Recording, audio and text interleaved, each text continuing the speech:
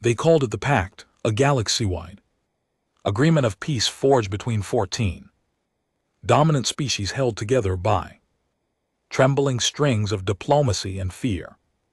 Humanity, new blood in the stars, was offered a seat at the table, but never real power. The aliens smiled with their tentacles, beaks and plasma eyes, but their laws were cages, their peace a leash.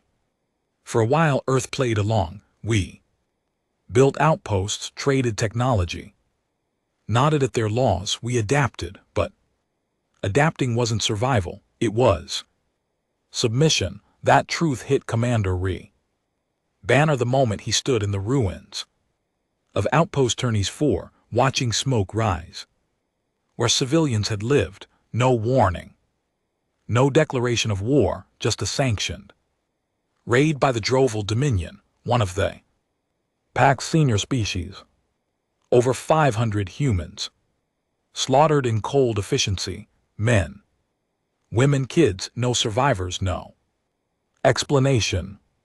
Banner wasn't a diplomat, he was a former orbital infantryman turned off world commander, and right now he was staring down at a child's charred shoe, half buried in rubble, jaw clenched, knuckles white. This wasn't a mistake. His second-in-command growled beside him. They meant this.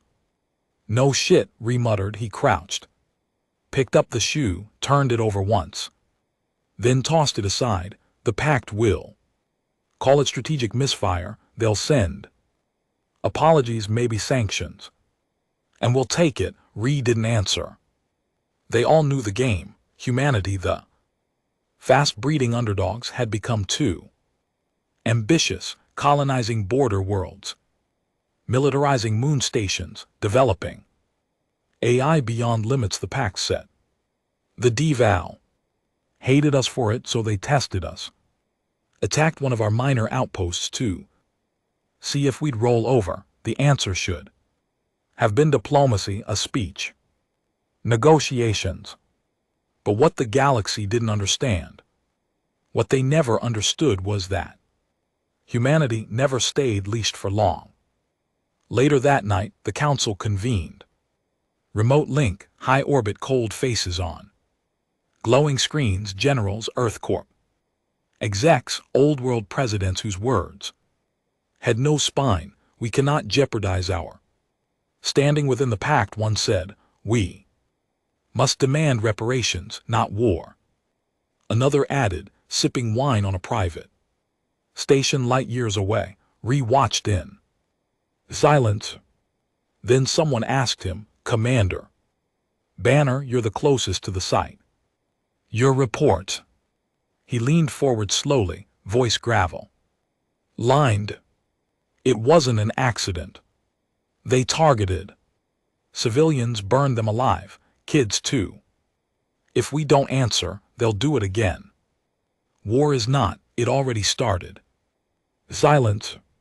Humanity's better when it's underestimated. Continued. That's always been our edge. We fight dirty. We don't forget. We out-adapt. If you won't act, then let me off the leash.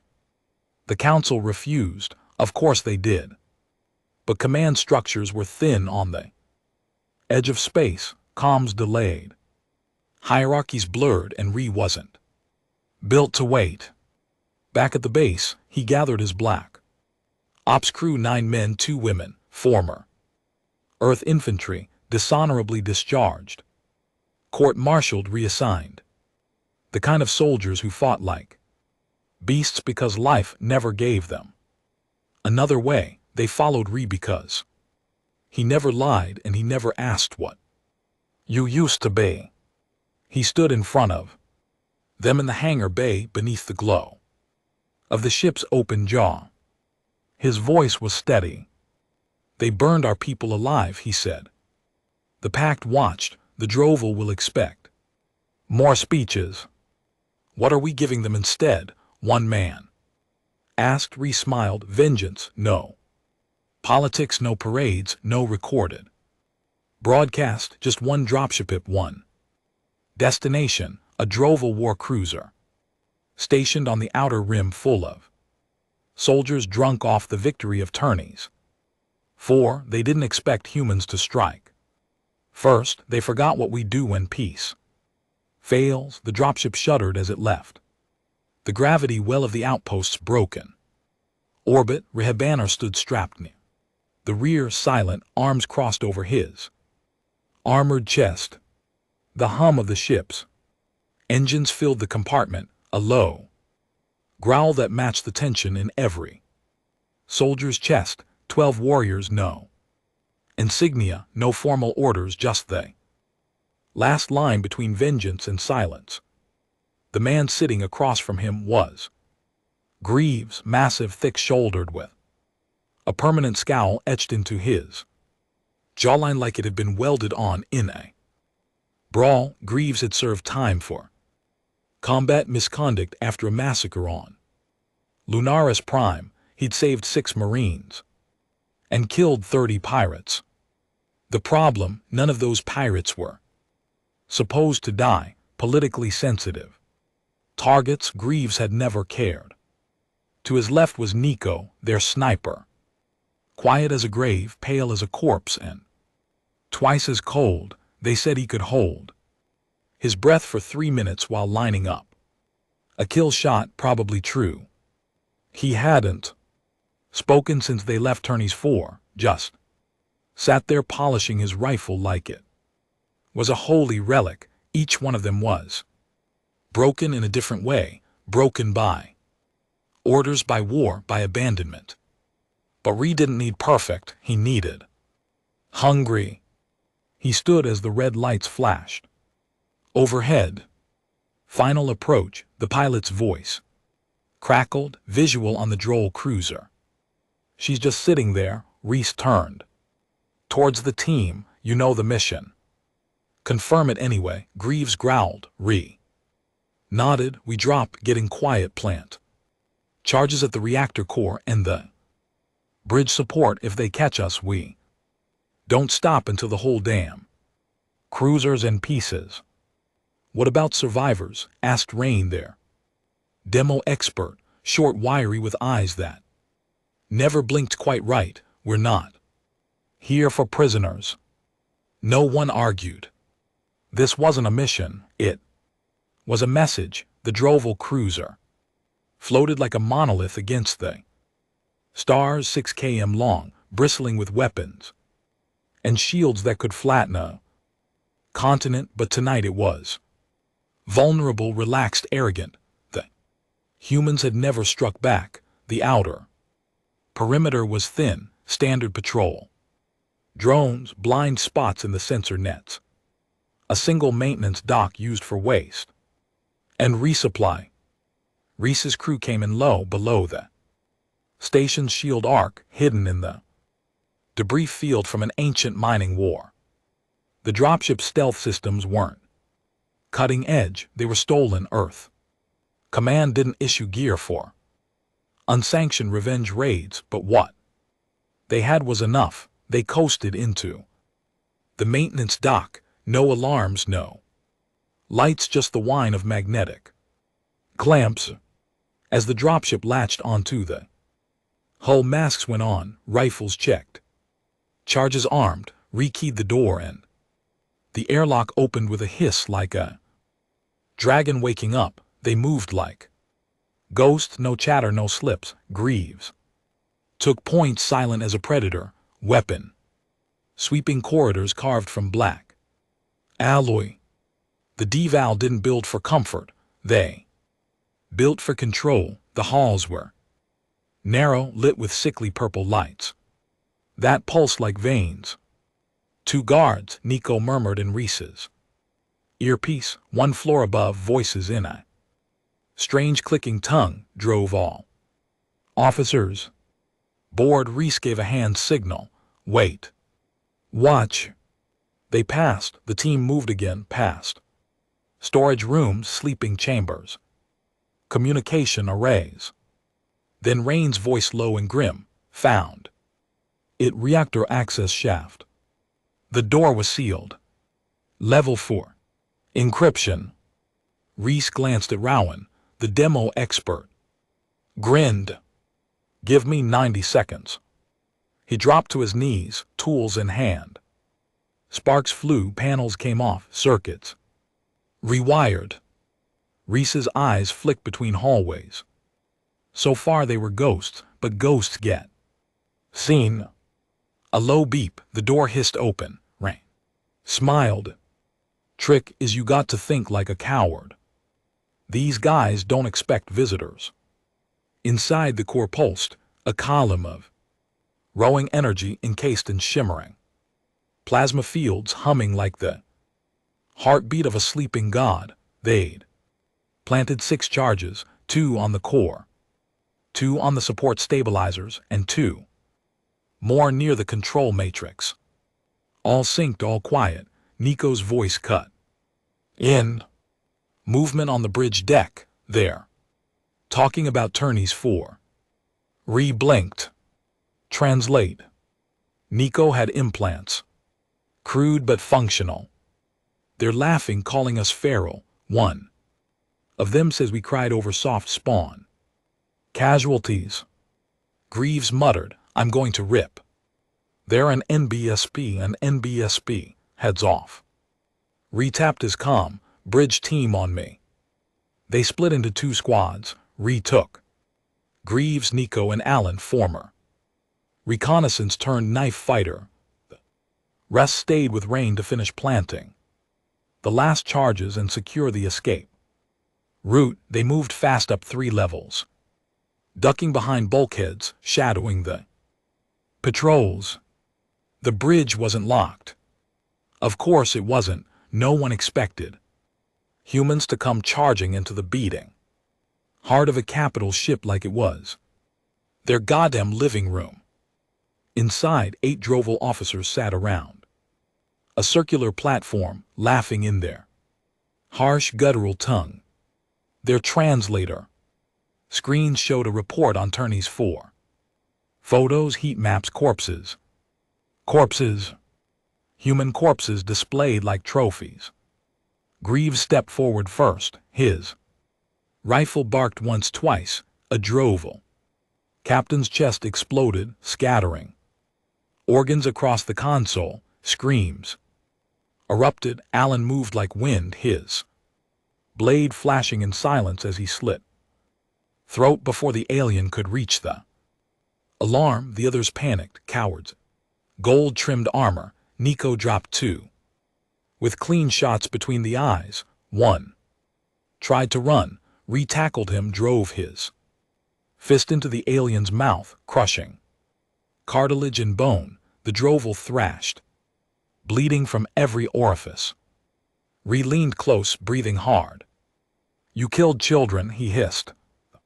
Alien gurgled, re-jammed his knife into its throat. The room was quiet now. The bridge flickered with warning lights. Blood on every panel. Alarms finally began to sound. Too late. Re-keyed his comm. Bridge secured. Prepare for extraction. Copy, came Rain's voice, but we've got company. Define company. About 60 armed Droval. They're heading this way. Greaves grinned. Now we're talking. They barricaded the bridge, set remote turrets. Nico set a kill zone. Long corridor, 1 entrance, total slaughter. He took the highest vantage point he could find. Get to the extraction point, retold. The others, Nico and I, will buy time. The aliens came in waves, roaring, firing plasma bursts, filling the air with the stink of ozone and blood. Nico's rifle cracked over and over. Fought like a man possessed, controlled, brutal without fear. When the aliens breached the bridge, he triggered the fallback charges. The hallway exploded. In flame, he and Nico ran. They reached the lower level just as Rain opened the final door to the maintenance dock. Move, Reese shouted. The team sprinted into the dropship, Greaves dragging Allen, wounded but breathing. Charges.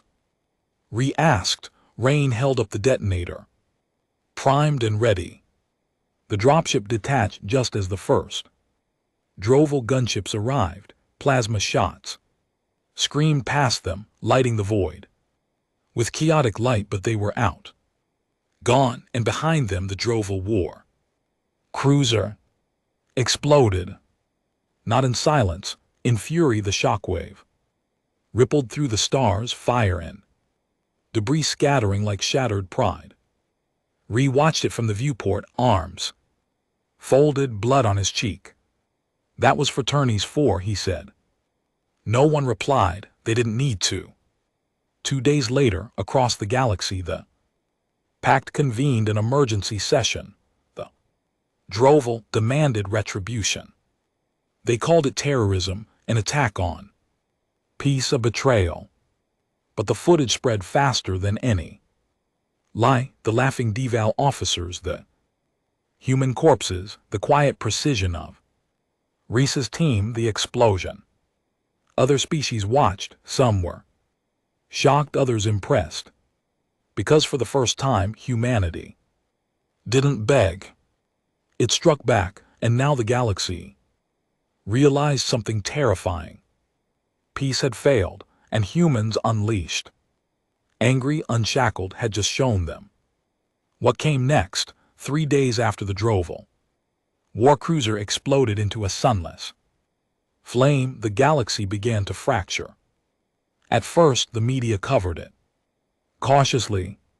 Controlled outlets on Citadel Prime called it an unfortunate escalation. Paxcast referred to it as an unauthorized human strike. The Union voice whispered about extremist elements, but none of them could erase the footage. None could deny the message. The Droval's arrogance had invited a response, and humanity had responded like a wounded apex predator, without mercy, without hesitation.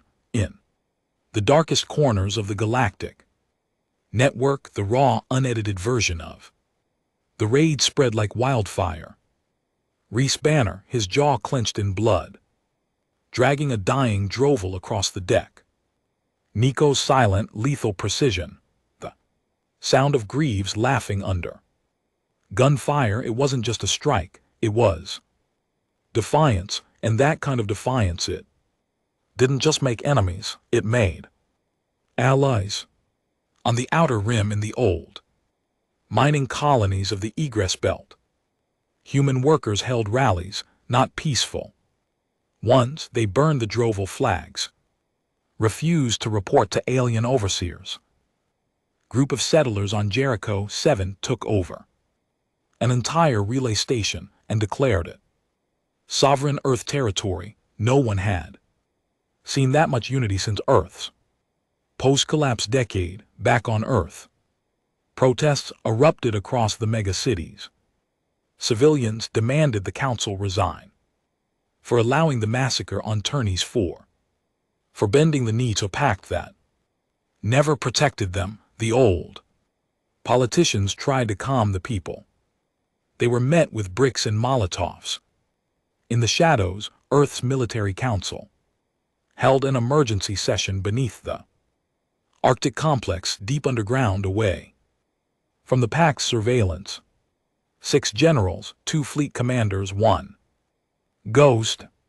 The last was Ree Banner, projected grainy hollow, armor still scuffed, dried blood around his temple. He hadn't slept, didn't need to. "You disobeyed direct orders," said Admiral Harkin, his voice shaking between rage and disbelief. "You jeopardized everything we built with the Pact."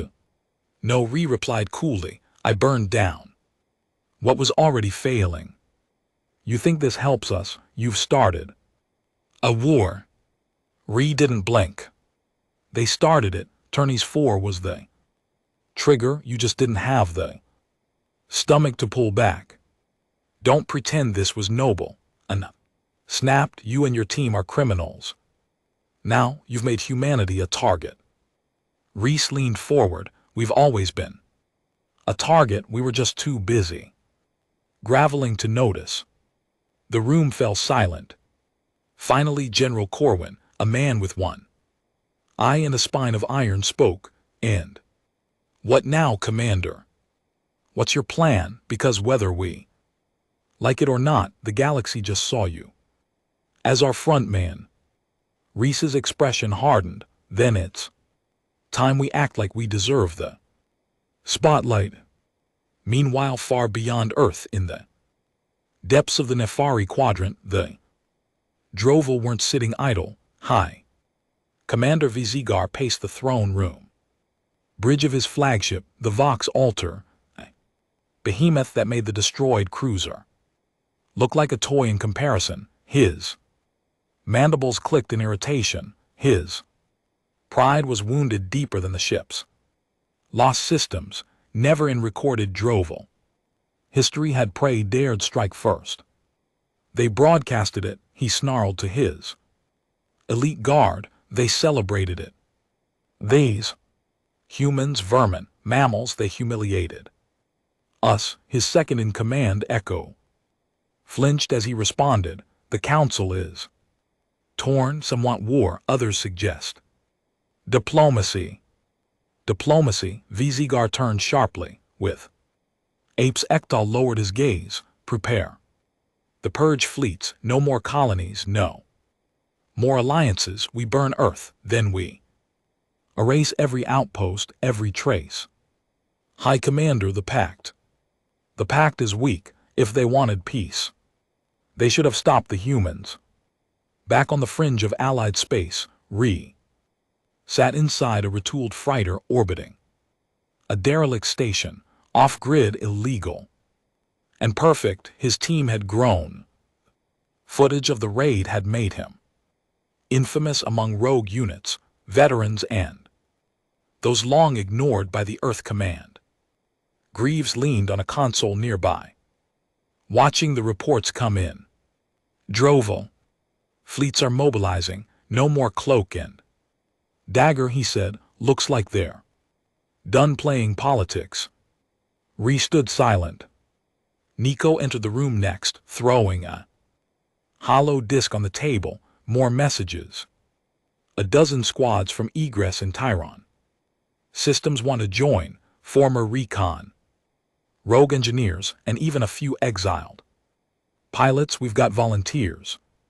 Then we build a resistance, Ree said, without pause.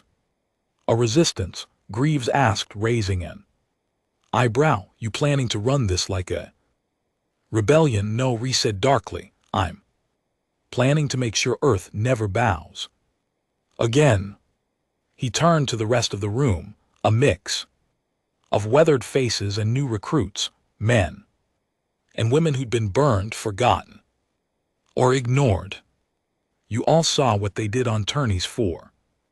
Ree said. That wasn't war, that was extermination. And if they could get away with it once, they'll do it again. They will do it again, Alan muttered, still walking with a limp, but back on his feet. Ree nodded. We won't stop them by talking. We won't stop them by waiting.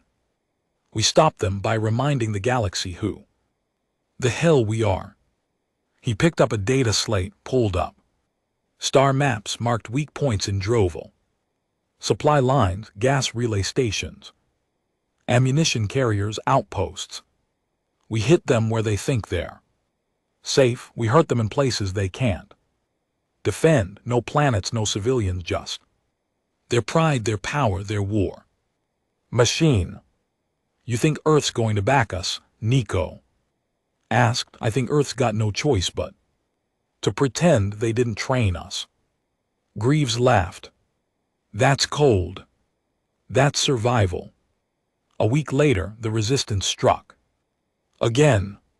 An unmanned Droll supply vessel exploded outside the Voltraxis belt. The media labeled it an accident. It wasn't. Then a fuel depot in Sector 4A went dark. A crew of 10 rogue engineers from Earth's mining colonies had slipped inside. No casualties, but the entire sector stalled. millions of credits and losses. The Droval blamed pirates. They knew better. Inside Vigar's chambers, rage boiled over. They multiply, he hissed, claws gouging the steel table. Before him, every time we cut one head, 3 more grow. Ektal watched silently as Vigar stared at the footage, the faces of the resistance, human, hard, defiant. They have no empire, he muttered, no throne world, no grand fleets, and still they spread. They spread, Edal echoed carefully. Because they are desperate. No, Vigar said, turning slowly. They spread because they are angry, and anger is harder to kill than armies. In the following days, the Pact began to fray. The Kori Republic condemned the Droval strikes and called for a ceasefire. The Fari traders quietly cut off their supplies to Droval fleets. Even the cold-blooded Xyrix hivemind sent probes to Earth, not to threaten, but to study. The humans had done what no one expected. They shattered the illusion of Droval invincibility. And Rhys Banner, he became a name, whispered in alien bunkers, printed on outlaw banners, carved into prison walls. He wasn't a commander anymore. He was a symbol, but not everyone on Earth agreed. Inside the Arctic complex, the Council panicked. They saw their grasp on peace slipping. They sent covert kill orders, labeled Rhys and his team as war criminals, denounced them on every official channel, but soldiers don't listen to traitors. When one of their own, Captain Terrell, a decorated Earth Navy officer, was ordered to shoot down a rogue resistance ship, he refused.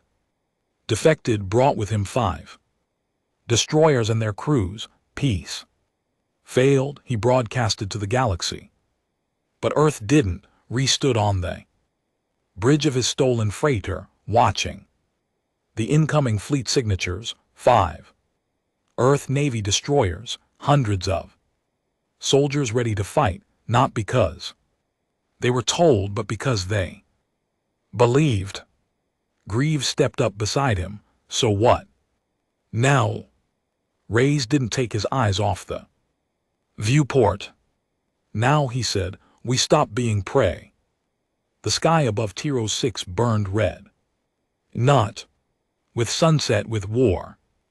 The Droval counter-strike came faster than anyone expected. Intelligence guessed weeks. They took only 4 days. Rhys Banner stood on a ridge outside the colony settlement as explosions rocked the horizon. The forward radar stations had already gone silent. Then came the long-range comms. Gone, cut in seconds. The Droval weren't just retaliating. They were broadcasting a message: no mercy, no rules. Status, Rhys barked into his comm. Crackling, then Greaves' voice. Second wave coming in. Orbital cannons are down. They're hitting from low orbit. Now dropping heavy walkers. Cives are trapped where? Sector 9. We've got some militia, not enough. Rhys cursed under his breath. His jaw was tight, eyes scanning the chaotic mess below. Pillars of smoke coiled upward from craters where once stood homes, warehouses, clinics. Tyros 6 wasn't a military hub. It was a settlement of engineers, terraformers, families, but it was human. That was enough for the Drovala. Prep the dropships, he ordered. I'm going in. Nico appeared behind him, rifle in hand, helmet on. You going to charge into Walker fire with no armor? Support again. Rhys smirked faintly. Worked last time. Nico didn't smile. You're going to get killed, then stay close. Sector 9 was hell. Buildings crumbled under the weight of shelling. The air was thick with smoke and plasma. Dust, screams echoed through broken Comms, civilians ran from streets torn, open like fresh wounds. And the droval, walkers, four-legged mechanical beasts, towering 2 stories high, moved, methodically leveling anything human. Built, Reese's ship broke atmosphere. Like a falling knife, thrusters, screaming anti-air fire chasing it the whole way down. He didn't wait for landing. The ramp dropped mid-hover and Reese jumped, armor hit dirt, he rolled. Came up firing, a plasma round from his carbine sliced through the knee joint of a droval walker. Sparks burst from the joint, the machine shuddered, stumbled. Greaves's missile slammed into its chest a moment later, finishing it off in a fireball that sent debris screaming across the streets. Banners on the ground, someone shouted, "Militia rag." Tag farmers with pulse rifles and repurposed mining suits rallied at his position. He didn't ask for names, he didn't need ranks, he pointed that building. Civvies are holed up inside. We cover their escape, form a shield wall. Nothing gets past. Yes, sir. Another walker came into view, then 2 more. Reloaded. They want to make us examples. Nico landed beside him, sniping through the smoke. Then let's show them what kind of example humans can be. 3 hours of brutal fighting followed. They held the line with grit and ray. And nothing else. No reinforcements, no orbital support, just Reese's unit and whoever still had breath in their lungs. One walker collapsed when rain, bleeding from the ear, climbed onto it, ripped open the top hatch and dropped 2 grenades inside before jumping off. Another fell to Nico's precise rifle work, each shot finding a weak point. Like he wasn't just sniping but dismantling. They didn't win, not really, but they survived. The last walker pulled back. Droval drop ships retreated, not out of fear but out of confusion. They didn't understand. They dropped elite war machines onto an armored colony, and they still lost. The street, later inside the wreckage of what used to be Tier 06's command center, re-pulled the lid off a makeshift ammo crate and sat on it. His armor was scorched, one shoulder plate missing, blood stained his gloves. Not all of it his. Across from him, Greaves was coughing through smoke, arm in a sling. So is this victory? Ree shook his head. This is survival. That's all we're doing right now. Rain limped in, grimacing. We've got 5 transport ships still working.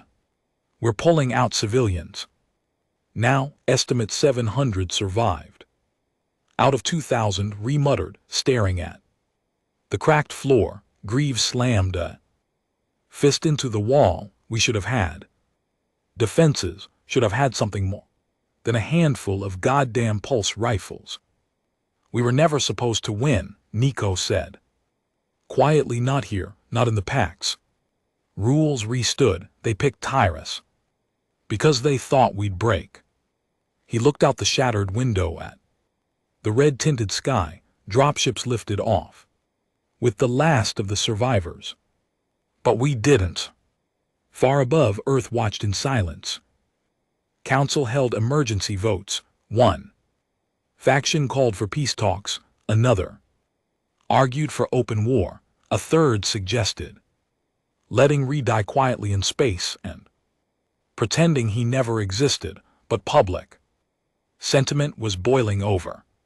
Footage of Tiro's spread, same as Turney's 4, only this time it showed humans fighting back. A video of Ree hauling a screaming child from a burning building went viral. In under 6 minutes, another of Nico dragging a wounded man to safety while shooting a droval in the face mid-step made its way to underground media circuits. Earth Command couldn't spin that, couldn't deny it. For the first Citizens weren't asking for peace. They were asking for vengeance. The next blow came from the most unexpected source inside the central archives of Pact Citadel, a sprawling data fortress owned by the Pact. Unknown agents triggered a data leak, thousands of files, all damning. The massacre at Turney's 4 sanctioned Tiros. 6. Strategic population control, dozens of other colonies, some never even reported, marked for quiet sterilization. The illusion was shattered. The Droval hadn't just struck in retaliation, they had been planning humanity's slow extermination for years. The Pact, they knew, rewatched the leaks unfold from his base aboard the Drifter's Fall, now upgraded from a freighter to a full-scale command vessel. He stood silent as the data played, his team around him, bloodied, exhausted, but very much alive. Greaves broke the silence first. They were never going to let us grow. Nico stared at the scream. We were the threat, the only species that didn't kneel. Ree nodded, then we stopped kneeling. He turned to the map display. Droval supply chains, Alliance strongholds, critical communication relays. Start Phase 2, he ordered. What's Phase 2? Rain asked. Ray's voice was ice. We make them bleed. The next series of raids hit fast and hard. Human resistance cells, once scattered and disorganized, now moved with purpose. They hit Droval trade routes, disabled weapons manufacturing stations, crippled orbital docks, and Reese's crew. They struck the heart, infiltrated a black site science facility in the Natari void where human prisoners were experimented on, liberated 50 survivors, leaked everything. It was no longer war for survival, it was a war for justice. Across the galaxy, species once silent now whispered about choosing sides. Some stayed quiet, but a few made the first move. The Falari Republic, longtime neutral traders, closed all ports to Droval ships. The Zyrax Hivemind sent a single cryptic message to Earth: your fury is noted. We observe, not quite an alliance, but not opposition either. It was a start back on Earth. The Council cracked under pressure. General Corwin went rogue, took command of 3 Earth fleet battalions, and defected to Reese's cause. His message was broadcast live. Peace doesn't come from silence, it comes from defiance. Commander Ree Banner stands for humanity, and I stand with him. That same day, 2 high-ranking council members resigned. The third vanished in the cold vacuum of space aboard the Drifter's Fall. Ree met with Corwin. Person, the general, aged but unbent, saluted first. I should have pulled you back after Turney's, Corwin said. I should have backed you from the start. Ree shook his hand. You're here now. That's what matters. Corwin stepped aside. I've brought weapons, real ones, rail guns, fleet class shields. I assisted targeting systems and soldiers. 10,000 volunteers. Ree smiled for the first time in weeks. You just gave humanity its army, but far away in the scorched remains of Tiros. 6. High Commander Vizigar stood among the ashes. He bent down, picked up a half-burned human doll, held it in his clawed hand. A soldier approached behind him. Sir, intel confirms the human commander escaped. Resistance is spreading. Vasker stared at the doll a moment longer, then crushed it to powder. Let it spread. Sir. Vesker turned slowly, eyes glowing with hate. When the fire spreads far enough, he said, everything burns. War never follows a script. Victory on Tyrone 6 had ignited something, yes, but Reese Banner knew better than to let hope cloud his instincts. The Droval were still out there bleeding.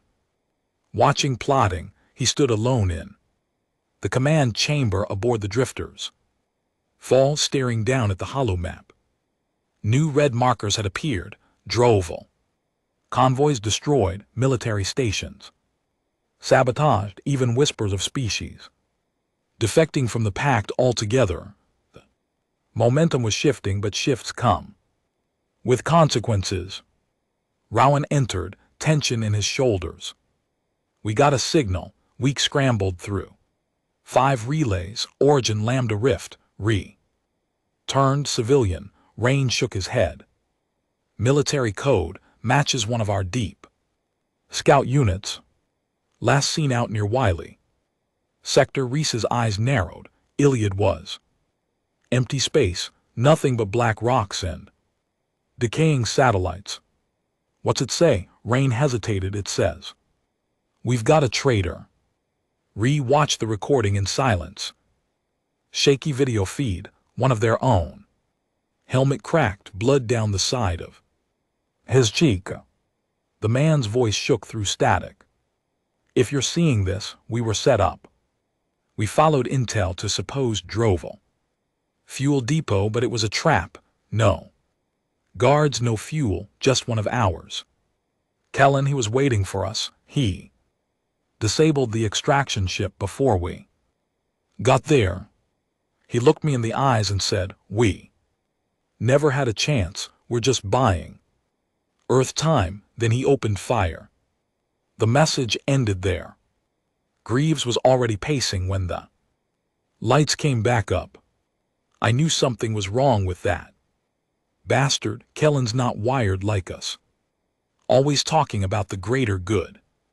Like a damn council puppet. Rain was shaking his head. He led 3 raids for us, saved civilians, built our comnet in the outer fringe. Why flip now? Reese's jaw was tight. Because someone got to him. Nico entered. Last, quiet, always watching. "I pulled the background logs," he said. "Kellen received an encrypted data burst 6 days ago. Origin Earth command level 6 override." Rain cursed. "So the council's still trying to pull strings. They're losing control," Nico added, "and they're scared." Reese didn't speak for a long time. When he finally did, it was with the gravity of a commander who'd buried too many already. "Get me everything we have on Kellen. Every outpost he's visited, every soldier he's spoken to in the last week. If there's rot inside our ranks, we cut it out now." And his team traced Kellen's last movement to a shadow relay on Bastion 3. An abandoned human listening post deep in asteroid space. No official logs placed him there, but black box data told the truth. Kellen had docked, stayed 42 minutes and left again. Took a squad in person. The station was dead. No lights, no warmth, just the hum of standby systems and the stale stench of betrayal. They moved through the corridors in silence. Rain scanned the walls, power grids intact. Someone rerouted it. Greaves kicked open a sealed hatch. Inside, data cores still glowing, and then they found it. A transmission beacon, still warm, set to send out a single encoded burst every 12 hours. Bursts to Earth, but not to the Council, to Black Ops Earth Naval Unit Omega Division. "You've got to be kidding me," Greaves muttered. "They're still operating. I thought they were disbanded after the Proximal affair."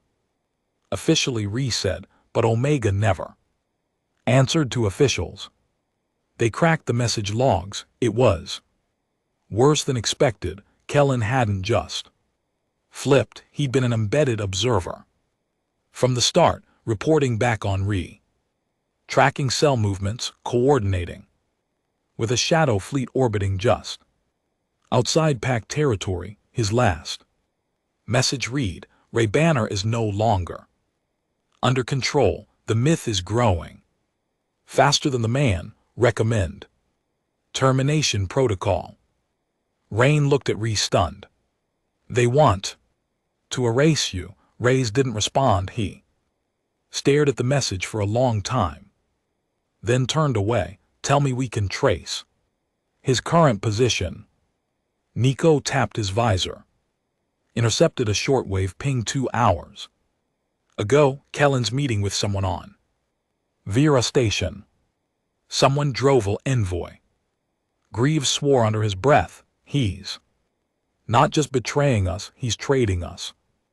Ree nodded once, then let's show him what we trade in. Very station sat at the edge of an asteroid belt, half commercial, half black market, the kind of place where you could buy a nuke, memory wipe, or your own grave in the same hour. Reese and his team moved in.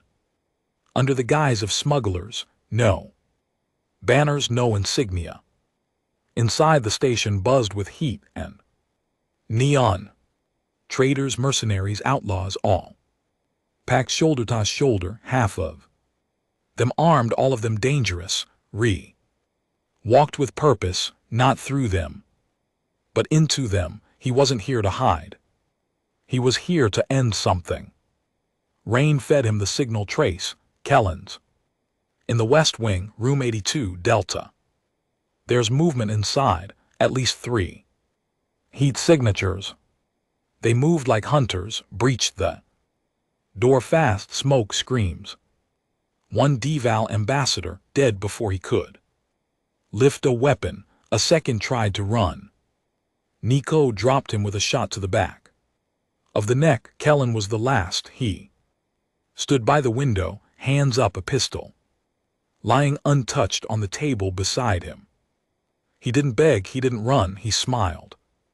I figured it would be you, he said too. Ree, you're a traitor, Ree said. Flatly, Kellen shrugged. I'm a realist. You think this ends in human victory. You're building a myth out of corpses. And you sold us out. I kept the fight alive. Earth is preparing, Ree, quietly. Carefully, your fire uncontrolled. Unmanageable, you burn too fast too. Hot, you'll leave nothing behind but ash. Ree stepped forward. And what do you think I am now? A mistake. Ree pulled his sidearm and shot him in the stomach, not the head. He let Kellen fall slowly, gasping, choking on blood. You don't get to die clean, Ree whispered. You don't get to fade out like a martyr. You get to bleed like the rest of us. Kellen's body hit the floor, twitched once, then stopped. Greaves exhaled slowly. That's one less snake. Nico stepped to the window, but not the last. 2 days later, the Droval retaliated harder than ever before. They hit a neutral colony, Balthos Reach.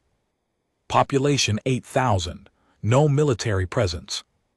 No resistance, just families, minors, and children. The Droval used incendiary weapons, burned it to the bedrock. No survivors. The galaxy howled. Not just humans, even neutral species condemned it. The Falari sent a war fleet to blockade Droval territory. The Kitha Republic openly broke Pact agreements.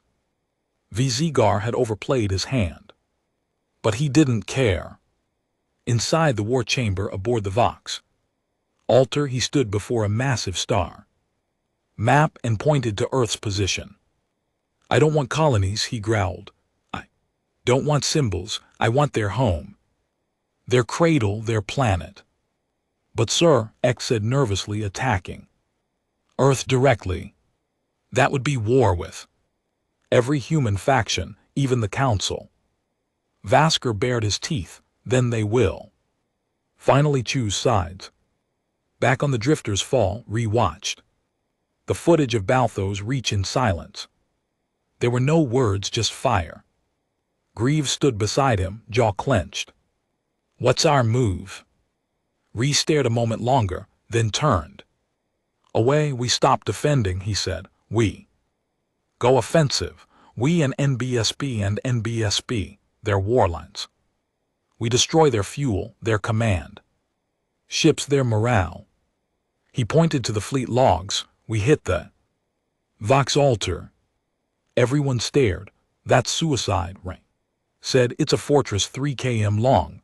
A personal fleet. It's their command center. Exactly, Ree said. You cut the head off, the body falls apart.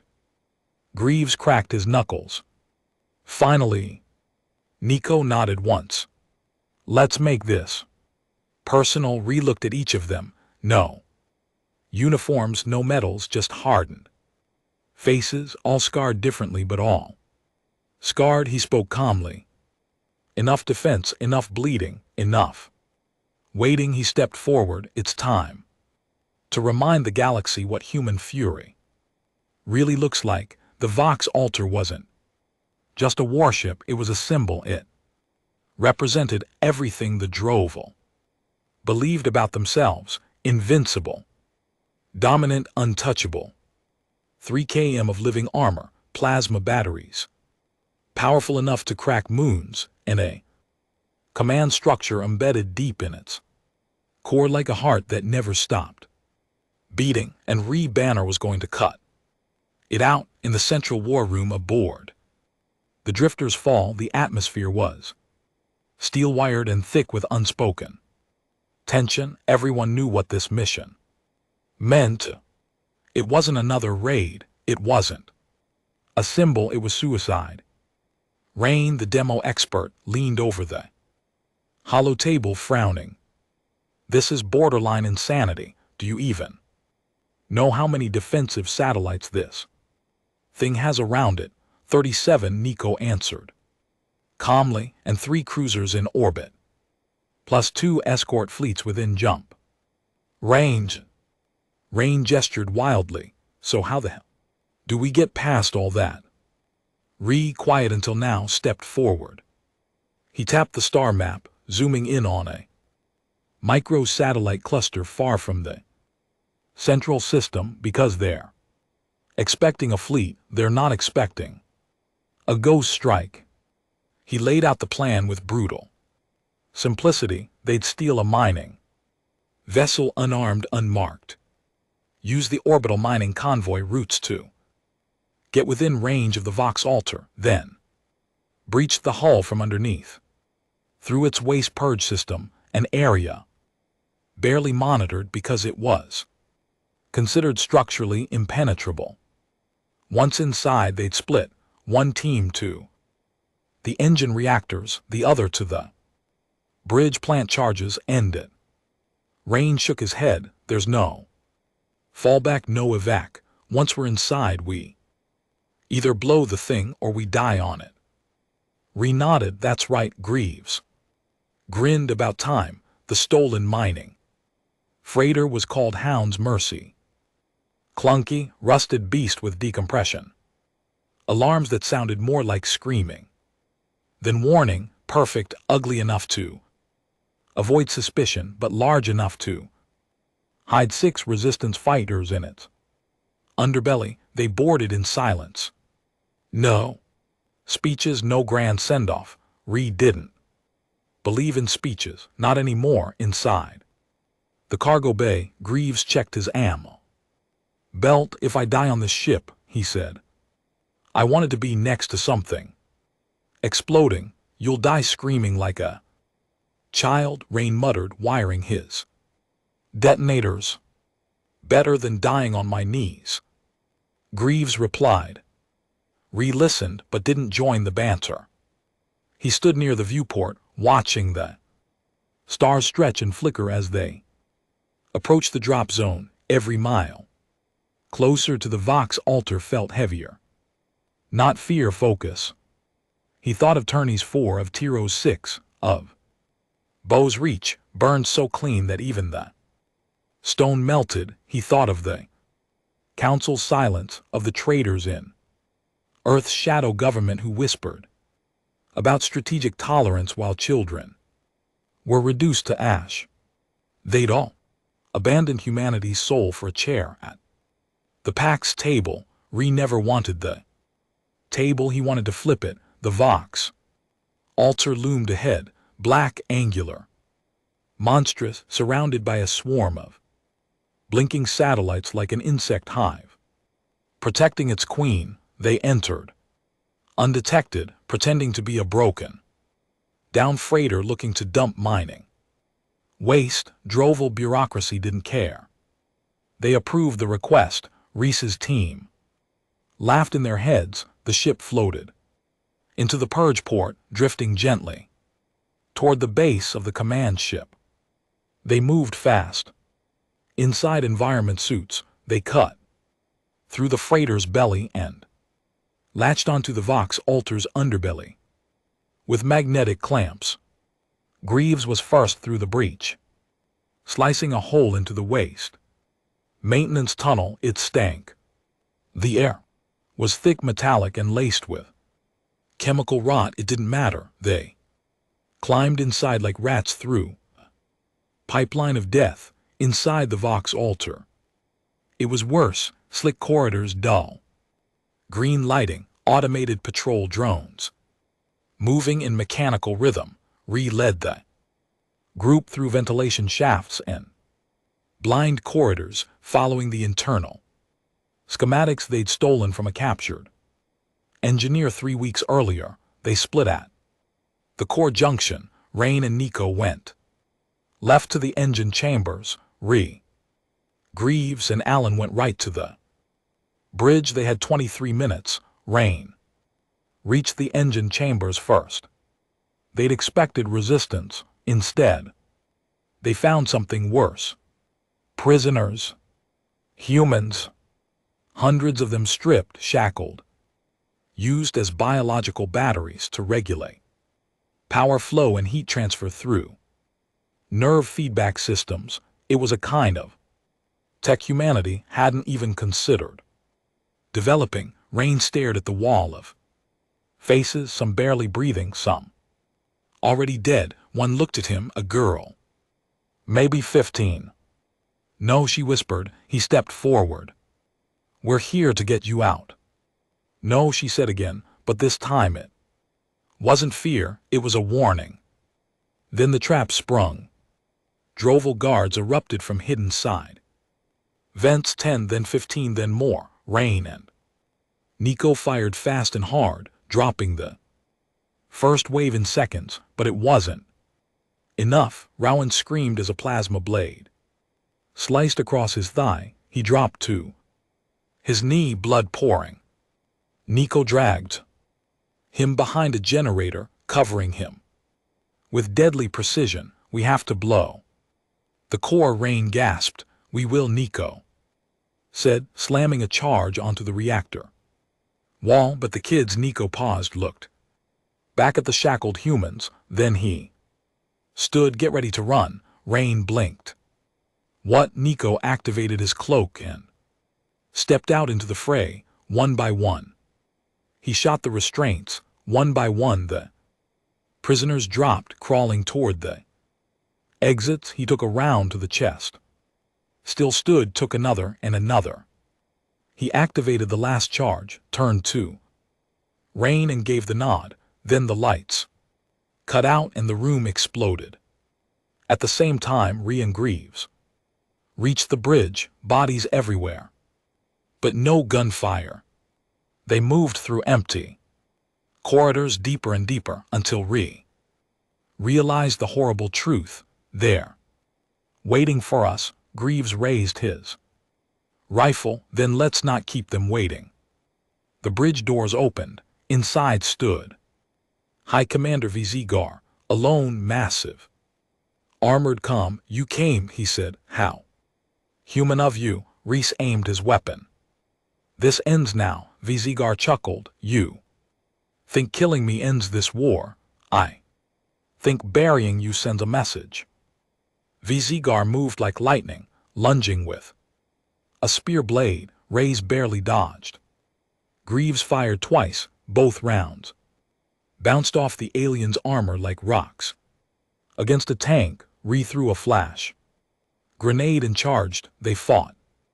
Brutally, Vizigar wasn't just a strategist, he was a warrior. He tore through Greaves's shoulder with a slash, dropping him. Ree tackled the beast into a console, drove a combat knife into the gap between his chest plates.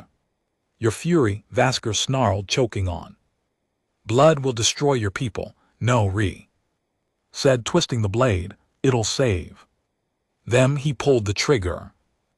Headless body of Vizigar fell to the floor. Greaves coughed blood. You killed the son of an NBSP and NBSP. Reese didn't speak. He planted the charges on the bridge walls and keyed his comm. This is Reese Banner. The Vox altar is going down. Rain status. Silence, then crackling. Nico's gone. We saved some, not all. Reactors rigged.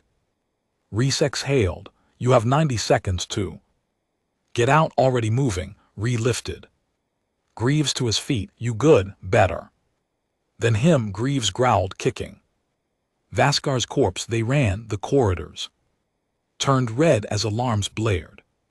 Dravel.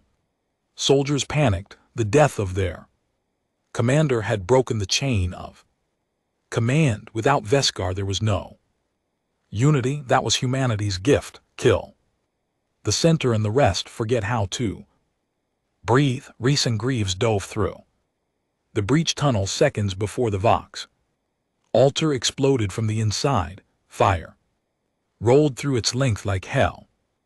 Exhaling, back aboard the drifters fall, they counted the names. Nico gone, Alan dead on re-entry, Rain alive but barely. They didn't hold ceremony. They sat in the dark, each man holding silence like a weapon. Ree stood before them finally, bleeding, tired, and furious. We hit the heart, he said. We killed the architect, but it cost us everything, Rain whispered. Ree looked him in the eye.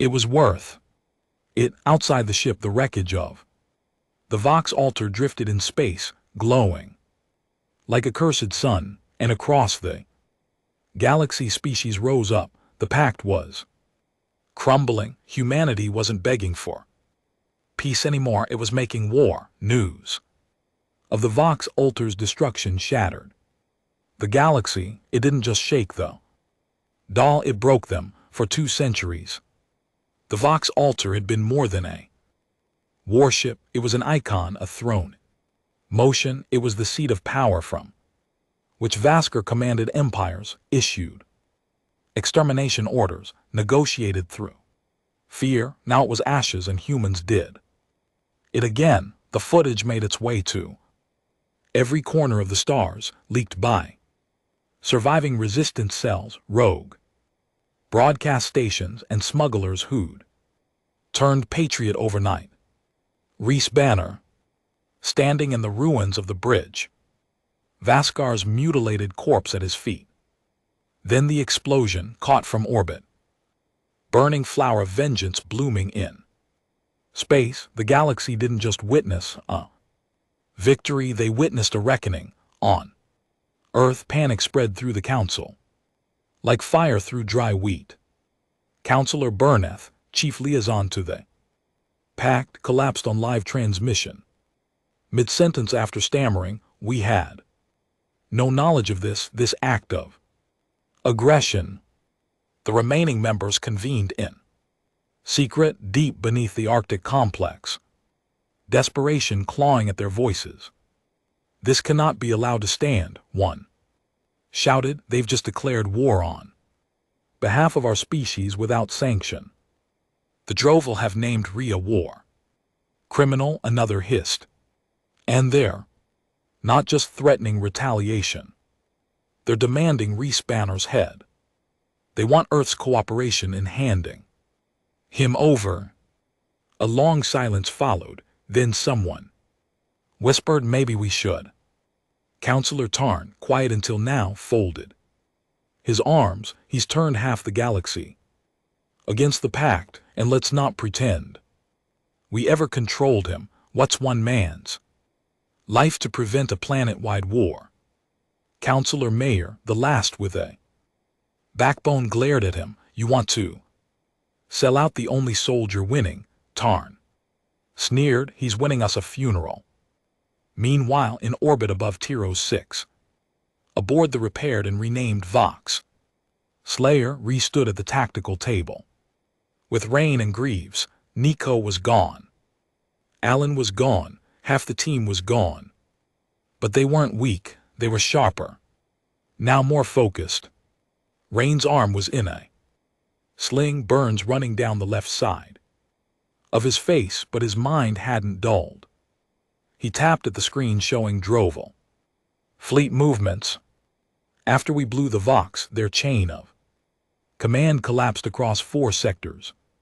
He said some of their colonies are pulling out, others, well, they're killing their own officers in power. Struggles. Greaves grinned darkly. Love to see it.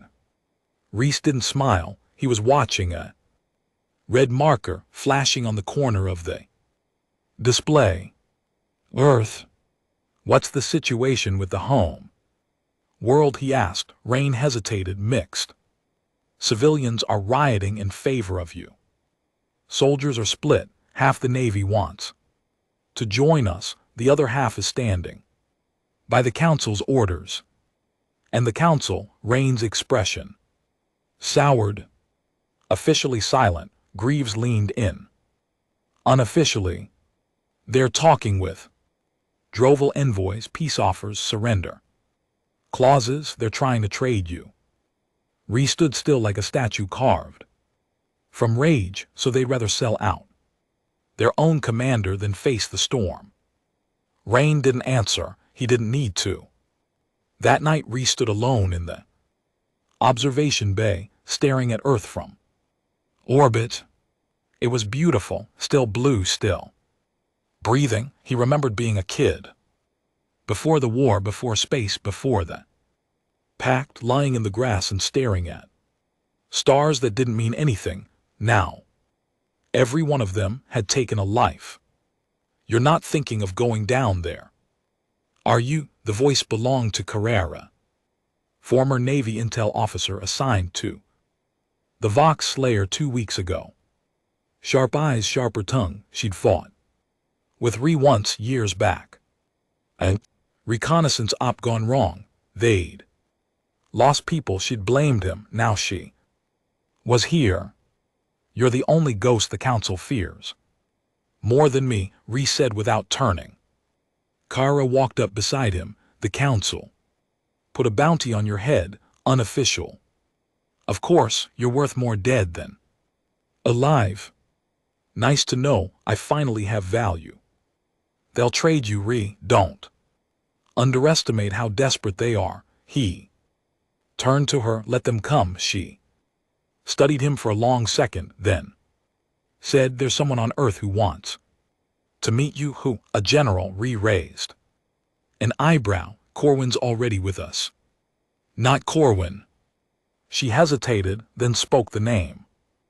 Elias Banner. Reese blinked, froze. My father's dead. Kara shook her head. Number. He went underground 10 years ago. He's been working within Omega Division, but after the Vox altar, he sent a message for you. She handed him a data chip. Ree played it alone. The face that appeared on screen was older, grayer, but unmistakable. His father, a man who'd vanished without a word, a man Ree thought had died in silence. If you're seeing this, you've done something no one else had the guts to do. You hit the enemy where it hurts. You made the galaxy fear humanity again. And for that I'm proud of you more than you'll ever know. But I didn't stay silent for nothing. I've been working undercover inside the Council, the Pact, Omega itself, gathering data, exposing weakness, and I found something, son, something bigger than even Vaskar. The Droval weren't acting alone. Ree leaned forward. There's another hand. Behind the war, something deeper. Something older they've been feeding. Intelligence to both sides, they want. The chaos, they're planning something.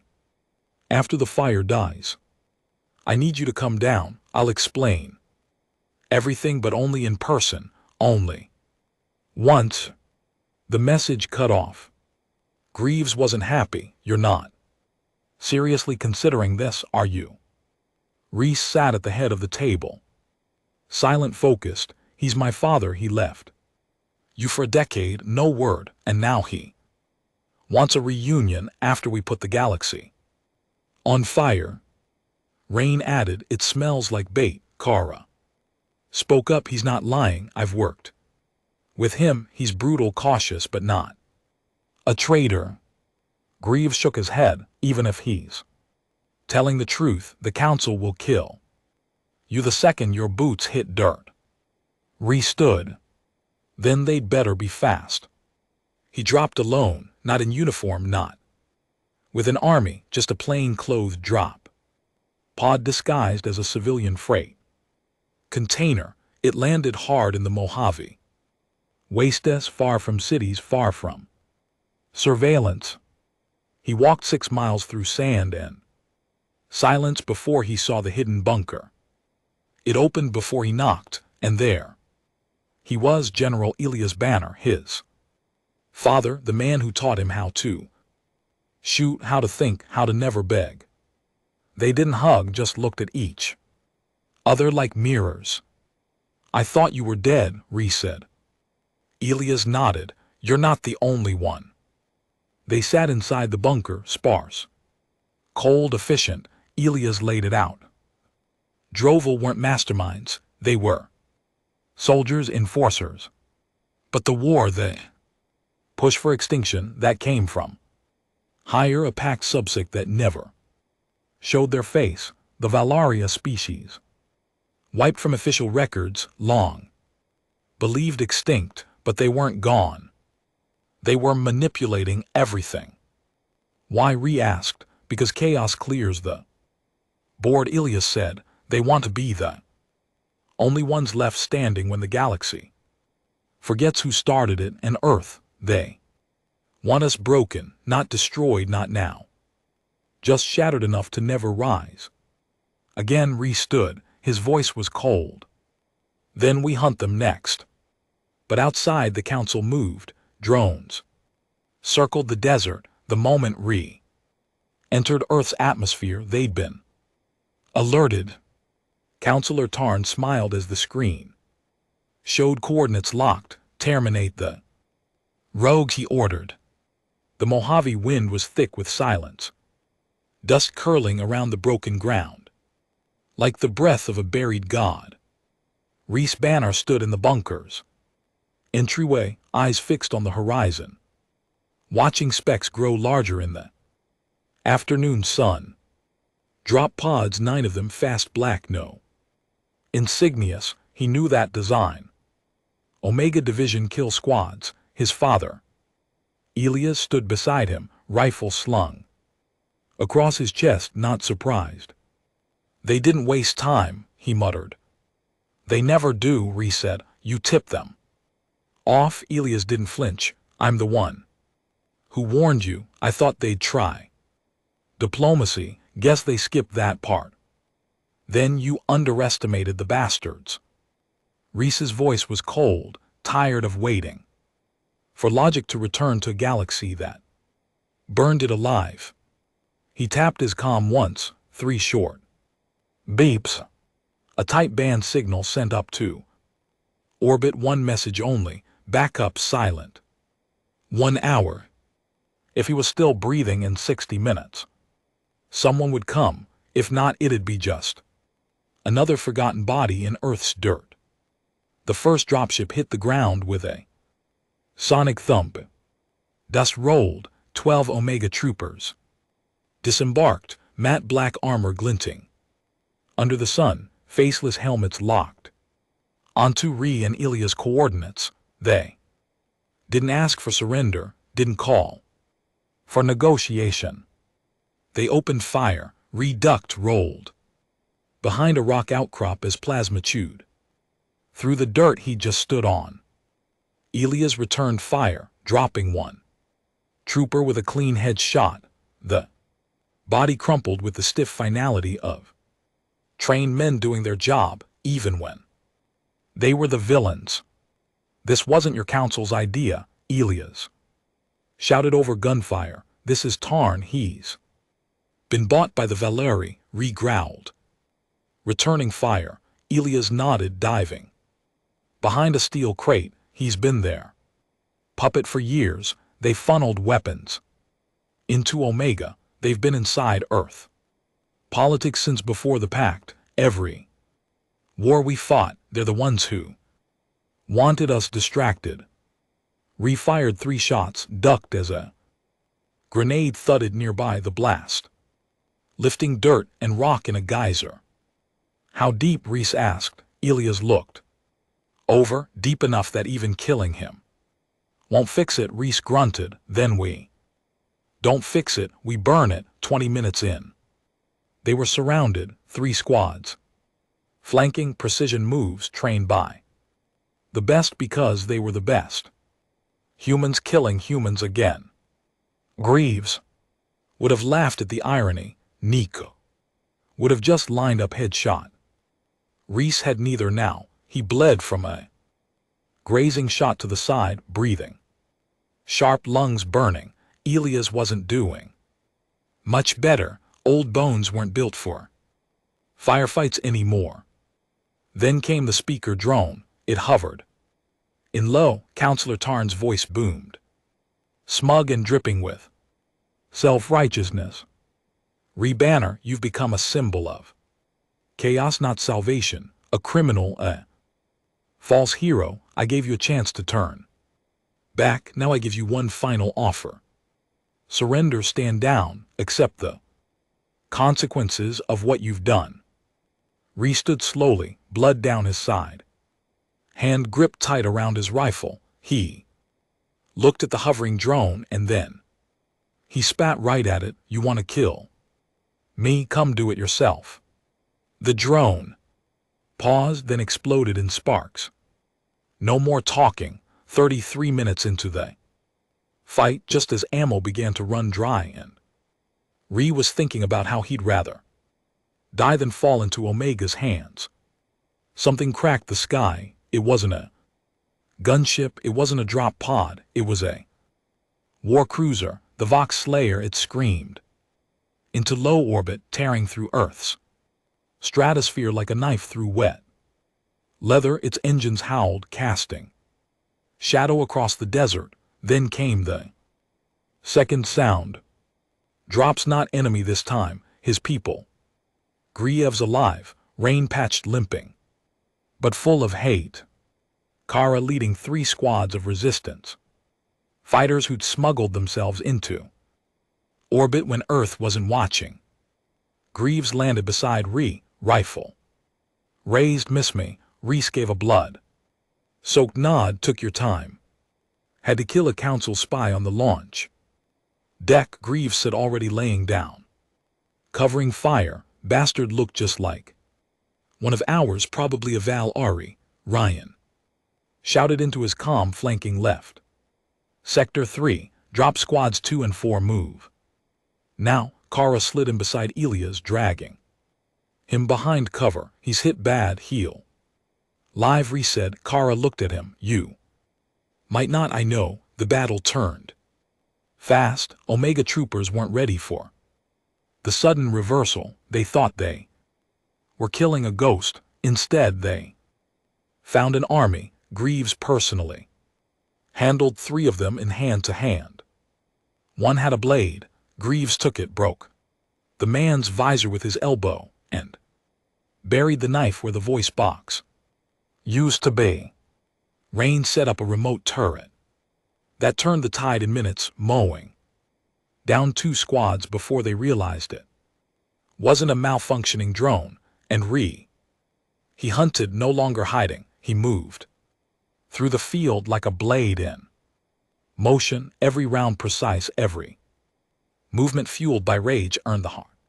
Way, he didn't speak, he didn't yell, he killed because there was nothing left to say when the last Omega trooper fell. The battlefield stilled, Greaves limped over, dragging the body of a squad leader. He dropped it at Reese's feet. Tarn's personal guard still breathing. Ray's crouched, ripped the helmet off. The man blinked, pale, young, confused. "You know who I am?" Reese asked. Soldier nodded weakly. "They said you'd destroy everything." Ree looked him in the eye. They were right. He stood, raised his rifle, and without hesitation ended him. The storm passed. And for the first time in years, Ree looked up at Earth, not as a home to defend, not as a symbol, but as a battlefield that needed cleansing. Back aboard the Vox Slayer, he stood in the war room, breathing ragged. Elia's in a medbay, Kara beside him, Greaves holding ice to his ribs, and Rain rewiring their comms. The council was in chaos. Tarn had gone silent. Rumors said he'd fled the complex. Others said he was dead. The rest of the council fractured, unsure whether to surrender, flee, or join Ree. Reese Banner didn't care. He sent a message to every Earth station, military command, civilian net. His voice, his face, his truth. This war isn't over. It never was. The Droval are broken. But they were just the mask. Behind them are the Valori, the ones who have been playing gods behind curtains. You've seen what they've done to colonies, to families, to us, and you've seen what we've done back. We're not victims anymore. We're they. Reckoning.